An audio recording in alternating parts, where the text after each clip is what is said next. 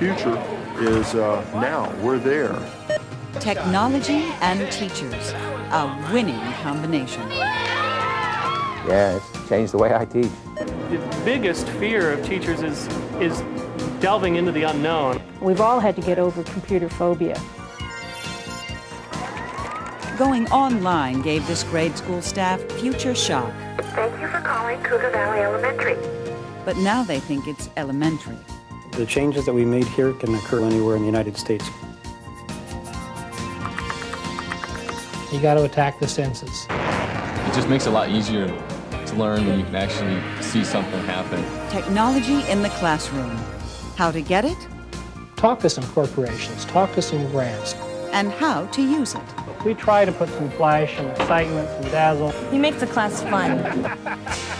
All on this episode of Teacher TV. Come on, let's go. Hurry up. Fourth period for students at Tredyffrin Easttown Middle School in Berwyn, Pennsylvania. Can everybody see? It's their first day in Jim Bell's sixth grade science class. A science class like none they've had before. Something amazing is about to happen inside. If they can hear and see and do, they're going to learn a lot more, and that's exactly what we're going to do. We're going to hear it and see it with the TV, and we're going to do experiments that involve it. So we're going to get them involved in every way. With a touch of help from this interactive video disc, Bell turns chemistry class into a computer game. Several people are about to have something go wrong, all at the same time, and only you will be able to help. Help! Okay, now, how would you help? Could his head fit under the wire? He can take off the barbells. I want you to write down what the problem is. What happened? What happened? Technology has forever changed the traditional classroom for students and teachers like Jim Bell. He once went through a box of chalk a day. Now he says he uses the blackboard maybe once a week. The iron bars. What are we going to do with the bars? Mike? We're gonna make a lever. Gonna make a lever. Okay. Clever. I didn't have to change my curriculum at all. This just added to it. It gave me an extra teacher in the classroom because it incorporates a lot of the things I do, and I just add to what's on the computer. For 28 years, Bell was a traditionalist who resisted technology until 6 months ago. Before I had encountered this, I'd say there's no way, that this is nice and it's a game that the kids will play, and after a couple times they'll be tired of it, but that's not what I found. Just the opposite. What starts as quiet curiosity soon turns to this. No!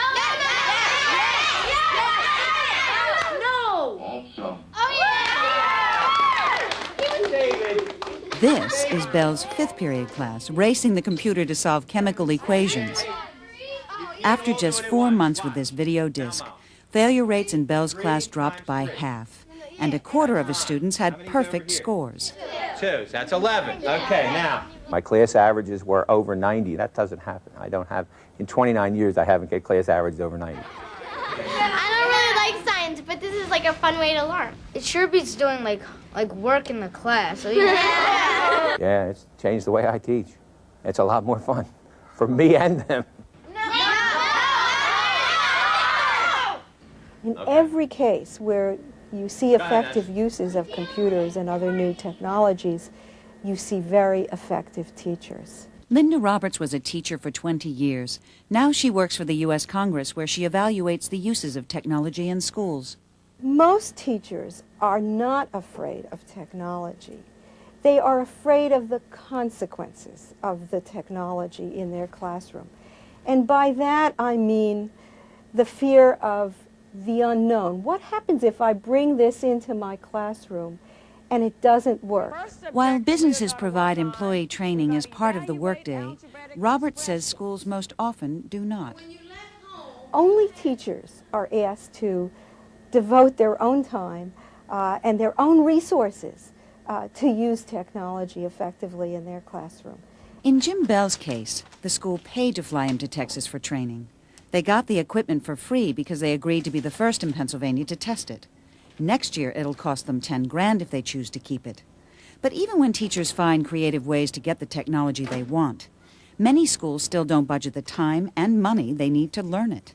This motor Robert says it takes 3 to 5 years for most teachers to master a new technology. But given the proper resources and support, they can work wonders. Yes. I'm ready. Are you ready?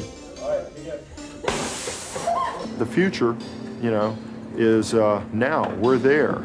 The biggest fear of teachers is delving into the unknown. We've all had to get over computer phobia.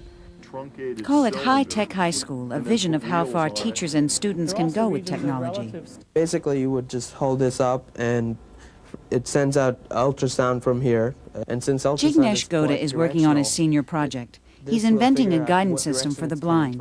He may be onto something big, and he isn't even out of his teens. That's basically the way it works. Goda is just one of more than 1,600 students dabbling in the future here at Thomas Jefferson High School for Science and Technology in Fairfax, Virginia. In America, the number of schools like this is growing. Okay, does it sum up to 100% at the end of it? Linda Roberts says motivated students and access to technology are only part of Jefferson's formula for success.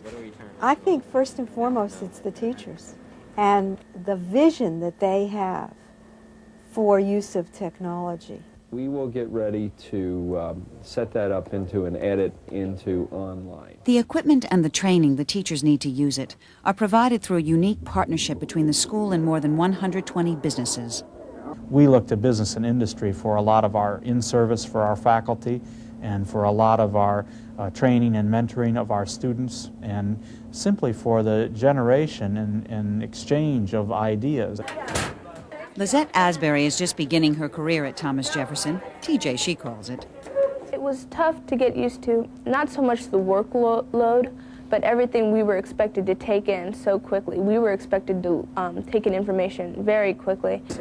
Like other freshmen at TJ, Lizette's first taste of technology is a set of Lego toys fitted with lights, motors, and sensors linked to a computer.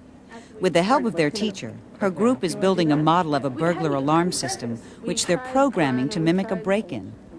Yes, it works. There go the lights. But no sound. There we go. Okay. Electronic Legos are just the beginning. They could end up on the supercomputer that students here won in a national competition. High technology is changing on a daily basis, and you have to realize that a teacher is a student, and your students are also teachers. And it's sort of a cooperative learning environment. This cooperative effort is paying off. In just 6 years, students here have won dozens of national technical awards. Jefferson's first graduating class walked away with more than $3 million in college scholarships. Even if you don't have this technology in your own school, you have a sense of what you could have. You have a sense of what the vision is. Technology can help launch kids into a brighter future. It accelerates, but it can also compensate. Up the road at Falls Church High School, technology is revolutionizing education for students with physical disabilities. Megan Gannon has cerebral palsy. Because she lacks control of her muscles, she can't walk, write, or speak well enough to be understood. People assume that they're retarded and that they can't think for themselves. In general, people would just not pay a whole lot of attention to Megan. But they pay attention to her now thanks to the Light Talker, a $4,500 communication device on loan from the county school system. It's giving Megan and thousands like her a new kind of voice. Megan can type out letters or words using this head switch. The computer lights up each row of letters and symbols. When it reaches the one she wants, she presses her switch. She can tell the computer to speak or print what she has written. Dear Terry, hi. I got your letter yesterday and I had to write you back. Without this technology, Megan would never be able to express herself like this. Now they can participate. They can initiate conversations. They can carry on a conversation. The device has made maintaining an A average a little easier for Megan. She is ranked 9th in her class currently. Now Megan's focusing on college. She's heading to George Mason University in the fall. You looking forward to college? Yeah. You're a little nervous, maybe? I think the most important thing that I've learned from technology is that technology can ignite a student who might otherwise be passive, and that we as teachers need to be as comfortable as possible with the technology. The benefits far outweigh our fears.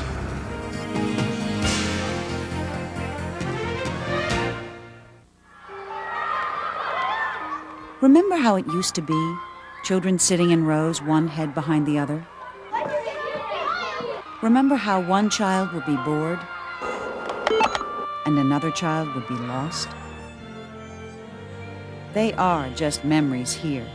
This is Central Kitsap in Washington State, a short ferry ride from Seattle. A few years ago, a report on our schools called us a nation at risk. That's when the teachers here decided to stir the waters and risk jumping into the future. Thank you for calling Cougar Valley Elementary. For this week's lunch menu, touch 6. For the school schedule, touch 7. But these winds of change touched more than just the students. I knew nothing about computers whatsoever, and it was a little bit scary. Jim Mearns, the head custodian at Cougar Valley Elementary, now has his computer down to a science. Okay, we've got the day, the date, the time. We've got a spill in daycare. Please clean it up right now. I'm sorry, I just... Oh, no problem, no problem, no problem, no problem, no I didn't know if I problem. could... Well, I'll get out of here so you can go and clean it up. Thank you. You bet. This is electronic mail or email in action. Everyone on staff here has a computer, and they're all linked to each other. I think my favorite feature is the email. It saves a lot of paperwork. It saves a lot of just running around the building when something needs to be done. And this critical piece of technology is just arriving in schools. Hi, Mr. Trunke. This is one of the most effective uses of technology that teachers really ought to have. Steve Trunke teaches 3rd grade at Cougar Valley. I'm going to send out through electronic mail a message to all the teachers that I'd like to borrow some playground equipment. So I just put in the teachers and the subject, press F9, and it's sent.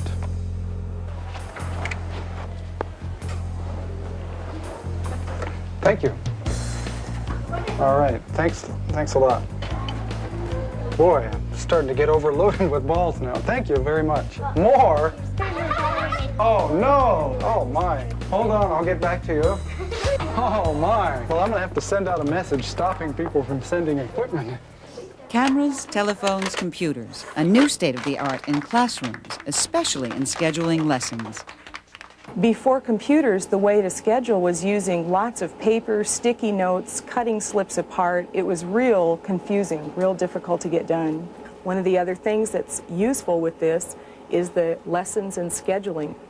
Then I come through here and schedule what time, who I want them to do it, and whether I want them to have access every day or certain days. Today we will study fractions. Hi, Steve. Hi. This is the tallying for our staff questionnaire. And Steve Anderson is the principal of Cougar Valley Elementary. He knows the reward in making changes, but it was a rocky beginning. And the first day of training had some real mixed results. A number of people left feeling really excited about the technology and ready to get involved with it. Some in tears, some with some real concerns that they weren't going to be able to master this technology, to use it to their benefit. The nice thing we found is that they do acquire those skills quickly in this environment, especially with the kind of leadership that students provide and their ability to use the technology the way they do. We really feel that the changes that we made here can occur anywhere in the United States. This is not a rich school district. It's not a wealthy school. We've simply reallocated existing resources, had some vision, and focused those resources on the vision to make this happen.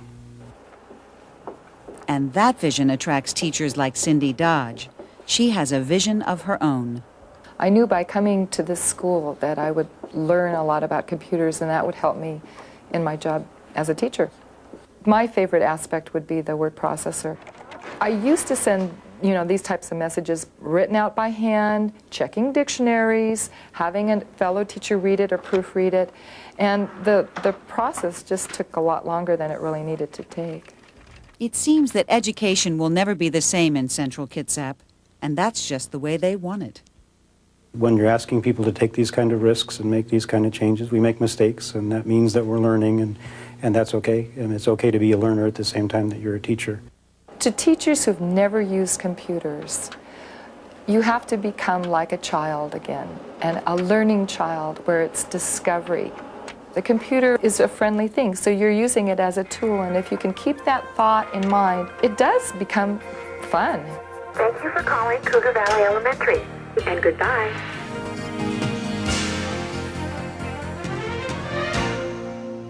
We were talking about the machine that measures the intensity of an earthquake. Okay, seismograph. Well, this is called seismoscope. Science teacher Lynn Chan's high-powered teaching caused enough rumblings to earn her the coveted Krista McAuliffe Award. She uses technology in the classroom to captivate and motivate sixth graders in South San Francisco. We use the tools, which is the technology, to enhance what we are doing in the classroom. And true, we are in competition with television. And we have to be animated in our lesson presentation. Hey, good for you! That's good. Do it again. Using a computer attachment called probeware, Chan shows students how scientists measure earthquakes. The computer becomes a scientific tool to measure light, temperature, motion, and sound. Well, come on, say it with expression. Halt! These students are learning with tools that teach and capture their imagination. Here are some health tips for computer users from Jean Keevner, school nurse at Cherry Hill West High School in New Jersey. We do see teachers who have complaints, and they feel it is related to their computer usage. Sit at least 18 inches away from the computer screen. Hold your head upright and your back straight. If you don't sit up straight when you're using the computer, you're going to have back pain or you're going to have leg strain.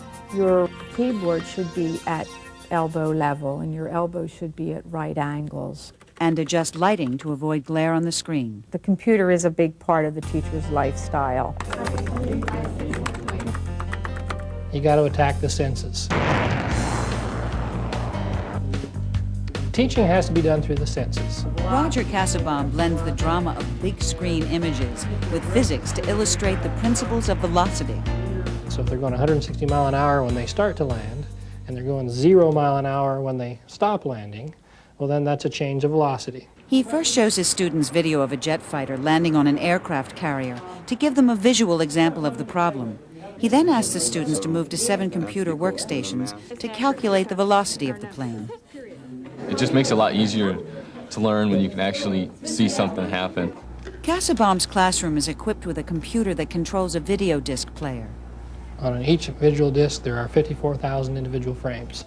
And what's nice is that you can program into the computer so that they can find any individual frame within 3 seconds. So you can use that to put color images up of whatever you want to talk about. Today, Casaubon is going to land a grandfather clock on Mars to demonstrate simple harmonic motion. What do you think? Simple harmonic motion or not?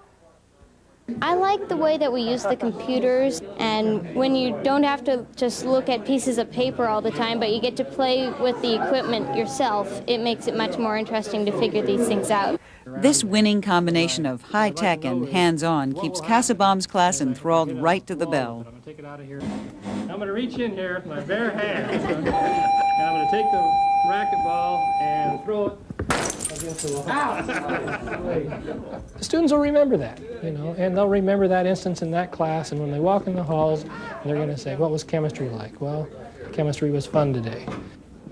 Casaubon says he tries to incorporate as many of the senses as possible. Along with a master computer, laserdisc, VCR, and amplifier, his physics room has 2 6-by-6-foot screens, a 27-inch color monitor, and a sense-surround sound system that was donated by a parent. If I could do smells and sound and video, if you could do them all at the same time, the more impressionable it is to the brain. His methods seem to be working. Nationwide, only 12% of students enroll in physics, and less than 2% of them are female. But at Millard North, 44% of the student body signs up for physics class, and half are women. I think any more women are encouraged to go into math and science more than they used to be, and especially at this school. A lot of the things they see in the world, in MTV, there's a lot of flash, there's a lot of color. Teachers don't have the ability, we don't have the money to keep up with that and compare, but yet the students, you know, that's their world, that's what they compare to. So we try to put some flash, some excitement, some dazzle. He makes the class fun. He's a nutcase. You know, make it interesting, make it exciting, make it fun. If I had to teach this class, I think I'd teach it a lot like him. Roger Casaubon went high-tech on a low budget. Here's how. And if you've got a good idea, share it with other teachers. Talk with them, see if it really is a good idea. Talk to your administration, see if they think it's a good idea. Of course, they won't have any money, but talk to them about it. If it is a good idea, start putting it down in writing. And if it really is a good answer, if it's something that you can really do, at least we've been lucky in finding the funding. Talk to some corporations, talk to some grants, talk to places, where can you get funding?